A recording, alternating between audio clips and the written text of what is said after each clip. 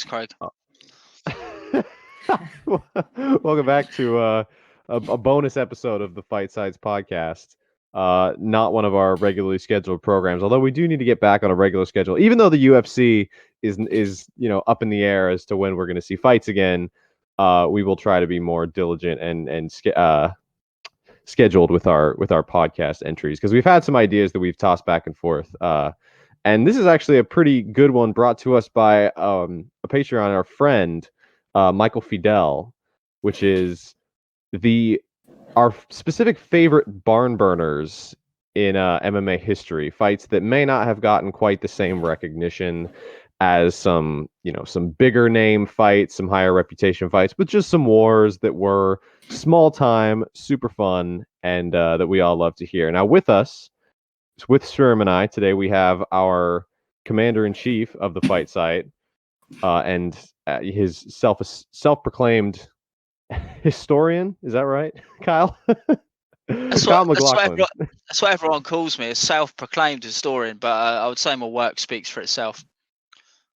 In case you guys haven't read Kyle's work, he is a tremendously talented writer with an incredible wealth of knowledge of the history of combat sports.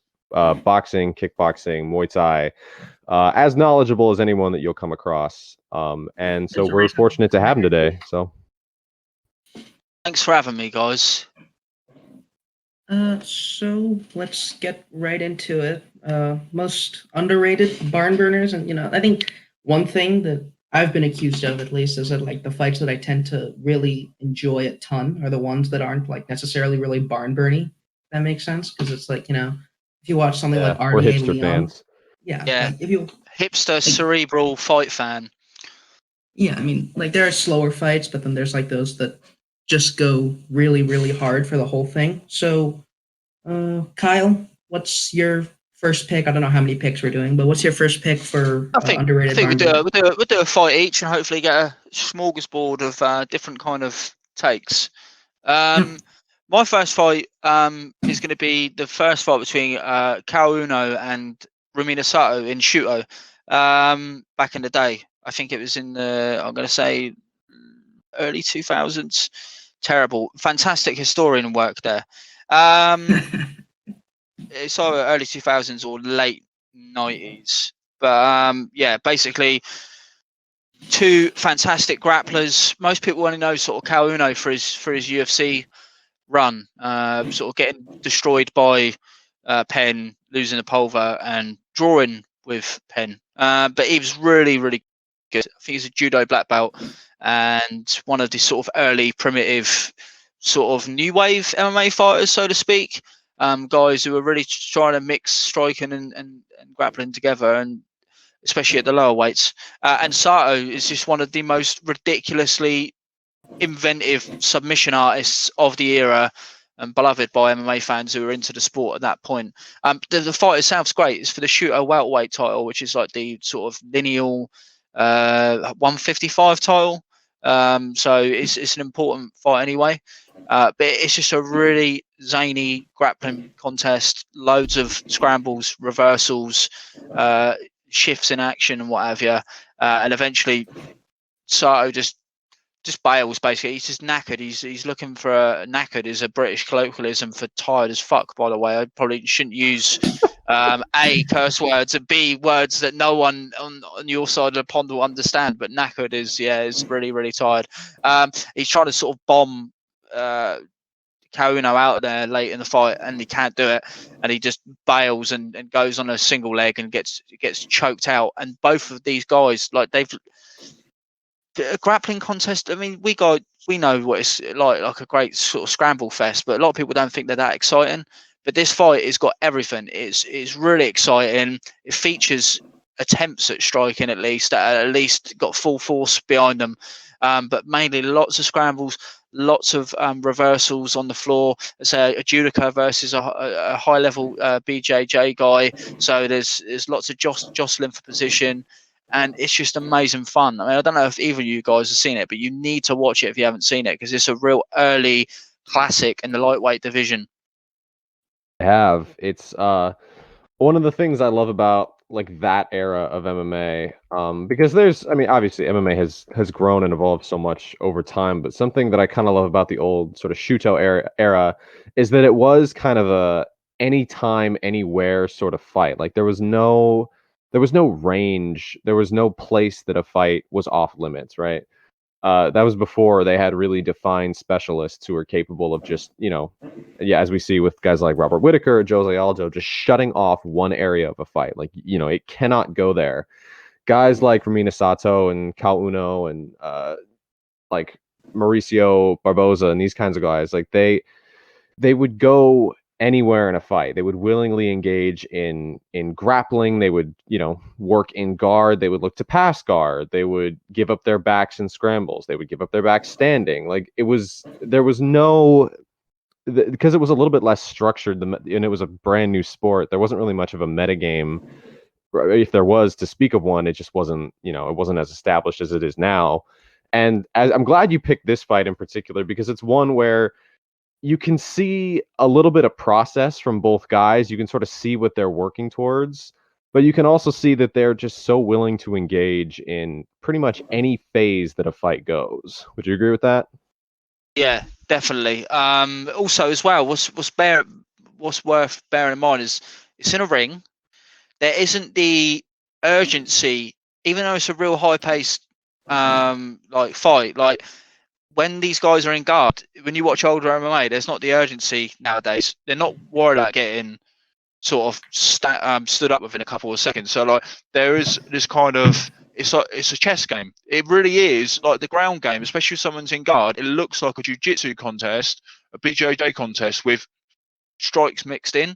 I say it's not like nowadays where there's an MMA ground game. It really does look like two BJJ players chess matching, trying to figure out where to go, trying to progress, and with like sort of rudimentary ground and pound mixed in. And there's a kind of quirkiness to it that's quite charming as well. Like I'm making it out to sound archaic. As I said, like you sort of put it quite well that there's a kind of reckless abandon with what's going on, but they are both craftsmen as well. They're both craftsmen at their game. You can see the DNA of what MMA will become in the lighter weight classes when you watch these guys. And it's just really fun. And obviously they're both to a certain age MMA fan, like myself in my 30s. These are both beloved guys. You love both these guys. You watch them when you were younger. You heard stories about them and how dangerous they were. And it's just really great to see them both in their prime. And they're both in their prime at this stage, just going at it and just with, as I say, reckless abandon. It's just carnage. You got guys missing high kicks and nearly falling out of the ring. Do you know what I mean? Like it is pure craziness and highly recommended viewing. There's some really cool, like, specific moments in there. Like you see Kyle Uno trying to pass over Sato's tripod. Like you see Sato, die. He's kind of feeding a single and then he just dives on a guillotine, as you said, like no hesitation whatsoever. Like despite that, this is kind of the special thing about MMA in that era is you can see flashes from these pioneers of like, oh, that's something that you'll see later on. Like that's something that generations of fighters can look at and say, oh, like I see how they got there. I see what their process was there. And like, as you said, it's the fight is a blast. They're both just exhausted by the end because they've just been engaging in, like I said, anytime, anywhere sort of fight. But if you love that kind of sprint grappling, if you want to see what MMA looked like before there was a really defined, the phases were as defined as they are now, definitely check it out. It's a blast. At one point, someone gets someone's back standing. I think Sato gets Kauno's back standing, and I think Kauno just sort of shucks him off over his head, just dumps him, which is great.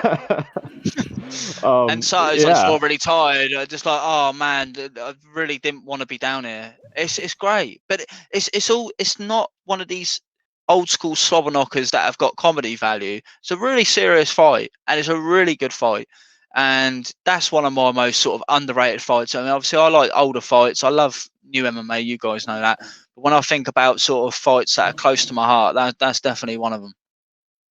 I think it's a great pick. And I think it's a pick that not a lot of people have seen. I think there's a tendency for newer viewers to kind of go back and watch Shuto and watch Pride, and then sometimes it may feel like all these guys kind of blend together. And that's a really important one that not a lot of people will mention. But I mean, Kyle Uno, he was a champion, like he, through and through, even when the sport was, at its infancy. So I'm glad you picked that one. I don't know how many of our viewers have actually watched that one, but that'd be a fun one to maybe watch with some of the staff at some point.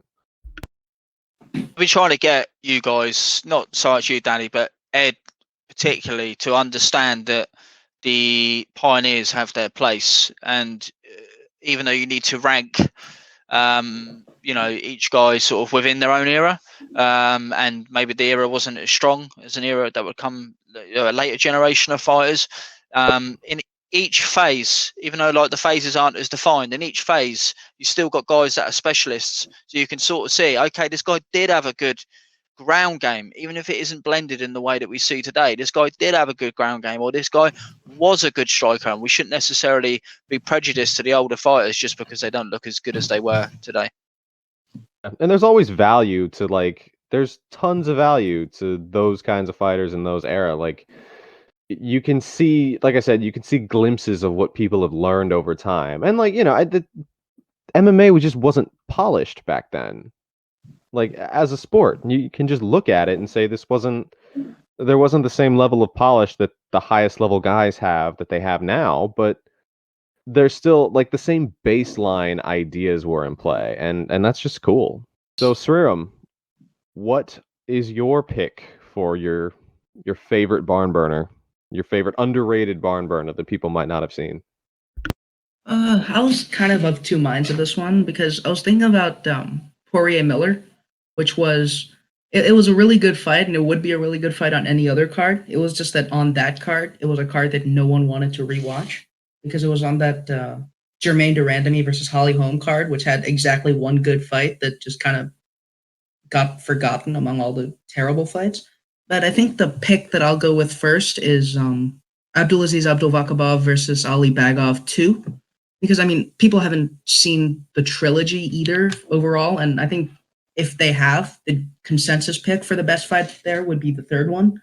Because it's 5 rounds, big momentum shift, twice in round 2, and overall in round 4. The third one is the prototypical super fight. But the second one is just both guys just going at it for 5 minutes. It's a 1-round fight. Ali Bagov, to use Kyle's terminology, he was knackered at the end. His shoulder was all screwed up. Well done, very well done. His shoulder was all screwed up, and that was a problem that Bagov had throughout his career. He just gets super tired outside of a round or two, and that's what screwed him in the first AAA fight.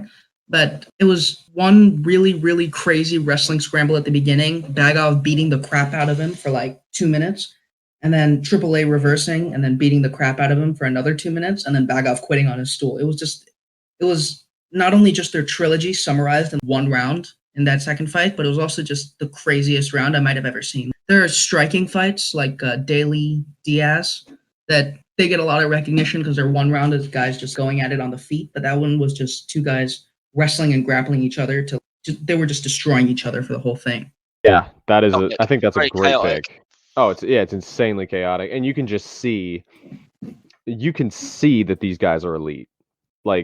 While we were just talking about pioneers in the sport, when you watch, Abdulacab versus Bagov, and I'd say in all 3 of their fights, honestly, you can just see, noticing how they're never willing to give up a bad position. They never stop scrambling. They never concede bad positions. They always try to make something out of nothing. With AAA, he's he gets mounted, he gets his back taken, he gets his neck almost cranked off, and he still keeps trying to turn into the choke. I mean, Bagov is as scary a top control fighter as there is in the sport, and one of the best wrestlers, one of the best pure wrestlers. And so to see AAA just he's exhausted, but he's just keeps fending off these positions. He keeps, he keeps trying to make something out of nothing. It's insane. It's insane. It is a truly ridiculous round that doesn't even look real at some points. Like it looks like something scripted. Yeah, the first wrestling sequence, it was just, I think Ed broke it down in his Bagov article. I kind of just like put it out there because I'm not the wrestling guy, and it really takes a wrestling guy to look at like the actual cool things that they did there.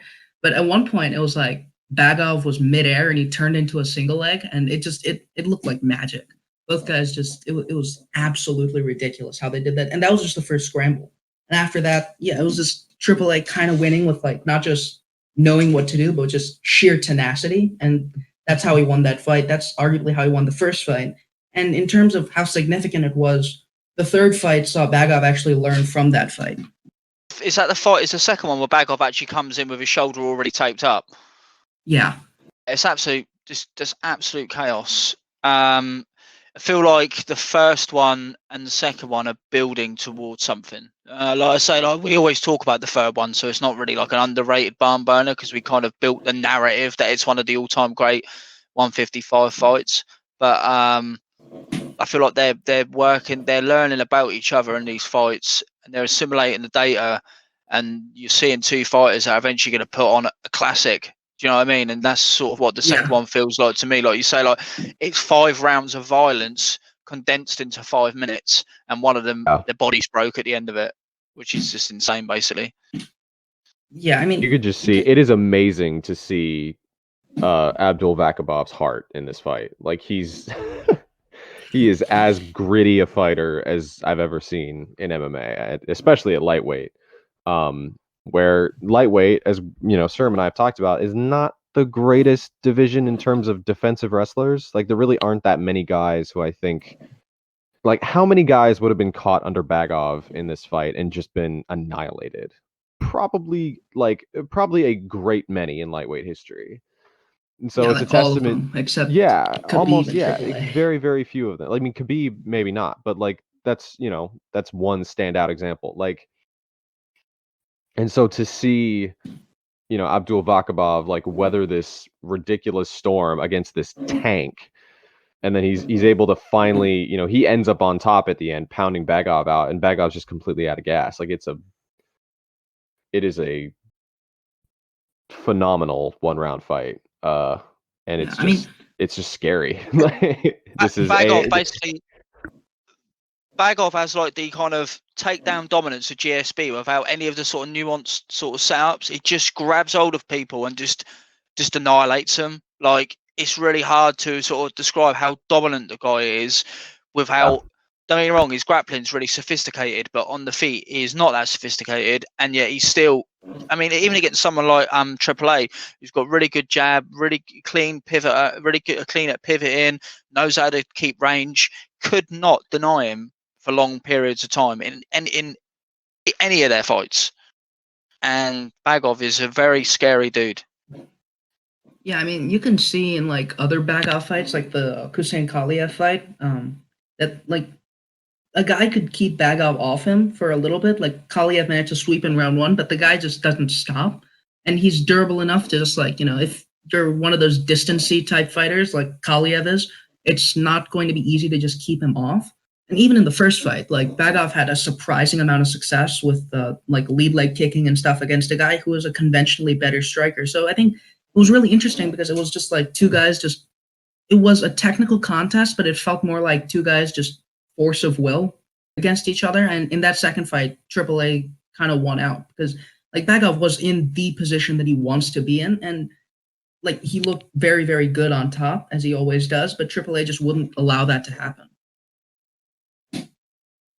Yeah, I have a place in my heart for the third fight because I just love watching Triple A strike and watching him clinch. Yeah. Because he's just a savage.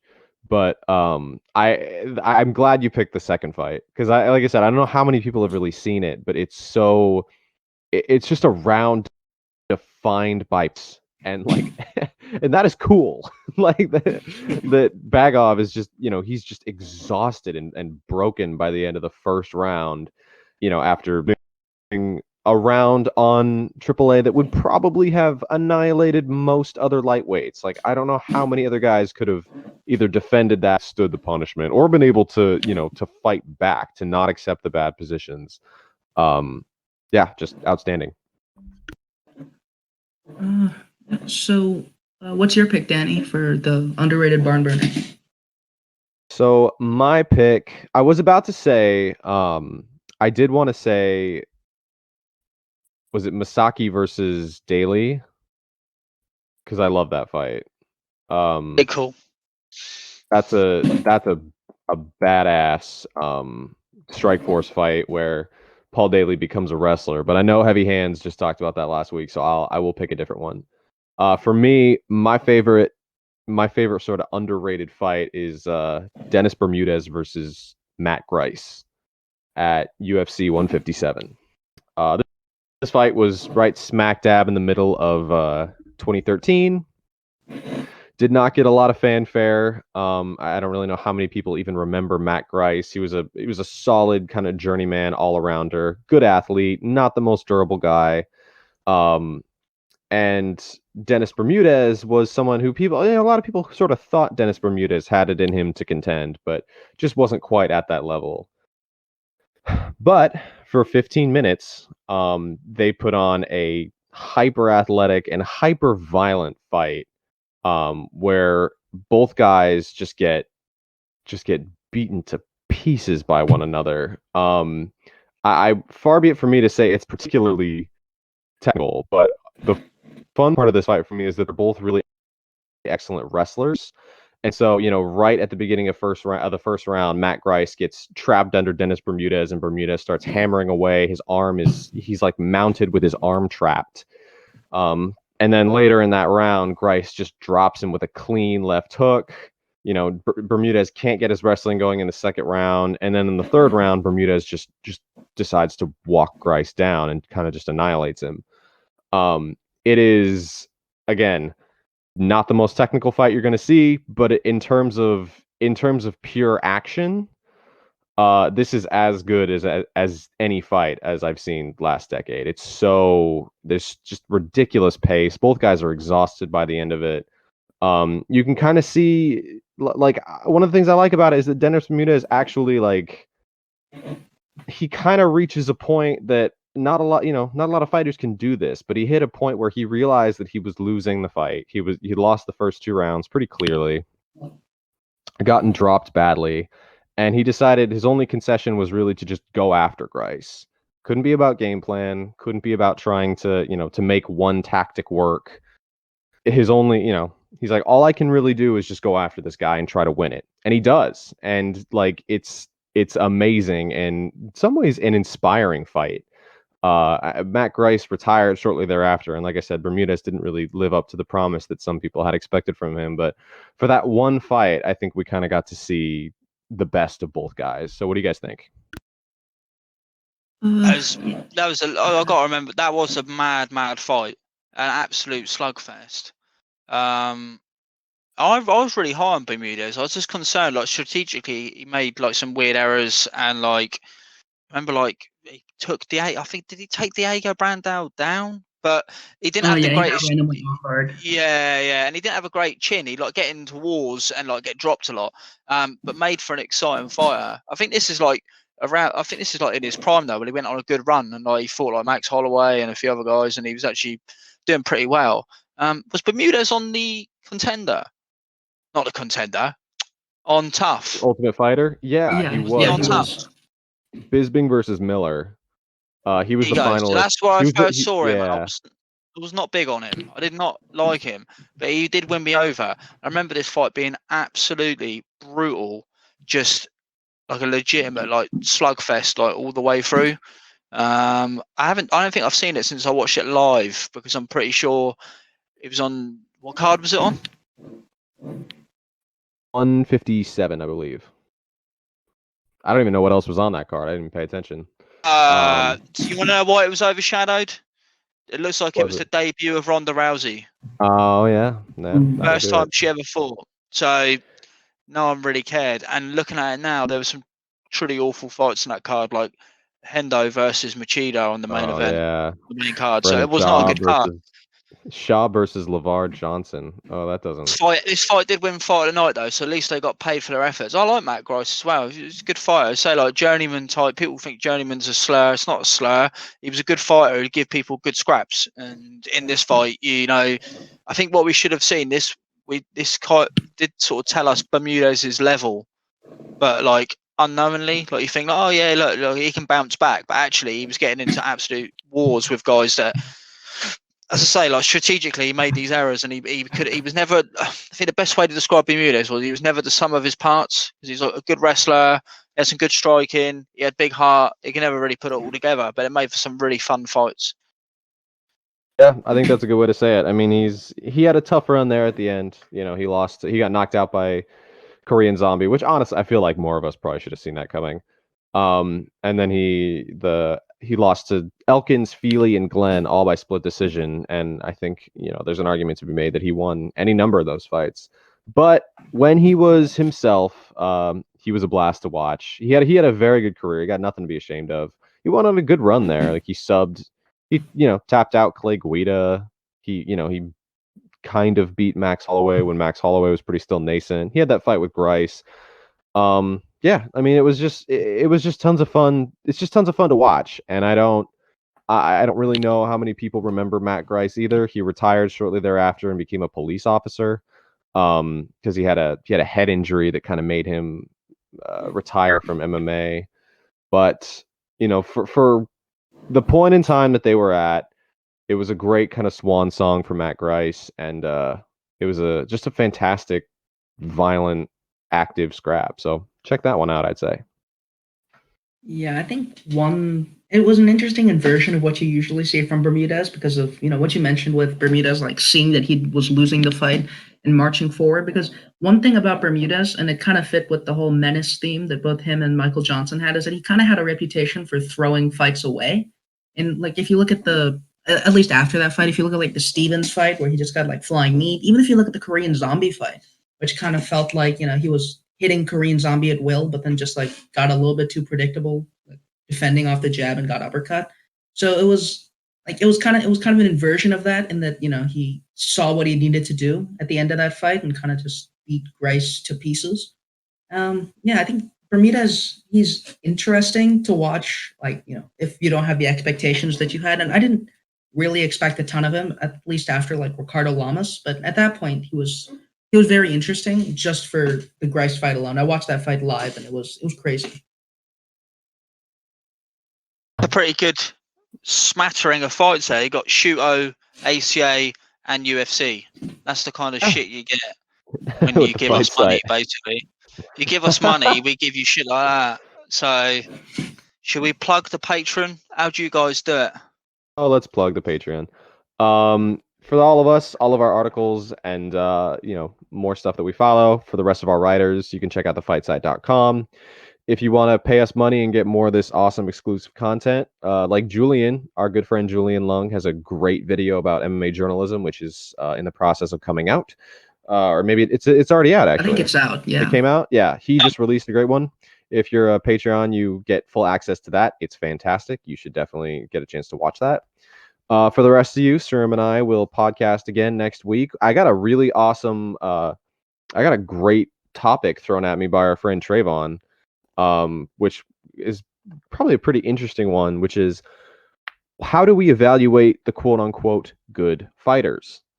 And for the amount that Sriram and I complain and argue, sometimes with each other, I think that would be a really fun topic to discuss. It's just like, what does it mean to be a good fighter in MMA in 2020? What is our criteria? Yeah. So for all of that and more, please check out the Fight Site. Kyle, thank you so much for coming with us. We'll have you on again. This was a blast. It was fun, man. And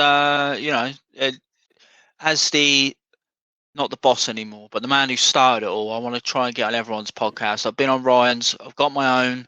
I've got nothing to offer to Ed's wrestling one. But I've been on yours as well now, so hopefully I'll come back on again. It was really fun. Absolutely, anytime. Yeah.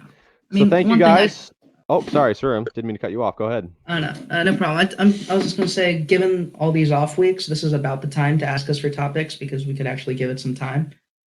without having to talk about all the fight cards coming up, because right now there are none. So give us money. There's It's also a really amazing Jorge Masvidal video on Patreon. ooh yeah, Phil did that one. If that doesn't get you to sign up, then what? You want to see Barnburners? You can see the Barnburners in the fucking analysis, man, and in the videos and in the work. That's Barnburners, man. It's all about right there. I know there is a rumored fight card coming up in May. God knows if it's actually going to happen. Let's, we'll cross that bridge when we get to it. But if there is, Sriram and I will definitely cover it. We've talked about having Julian Lung come on the podcast, which I still think we need to do because I love Julian. He's great. And he's one of the guys we haven't had on yet. We've had Ryan, we've had Kyle, we've had Ed on the podcast, but gotta extend our staff. We gotta spread our wings, Sriram. For all that and more, please check out the fight site. Thank you guys so much for hanging with us this week. Stay safe, and we will talk to you guys soon.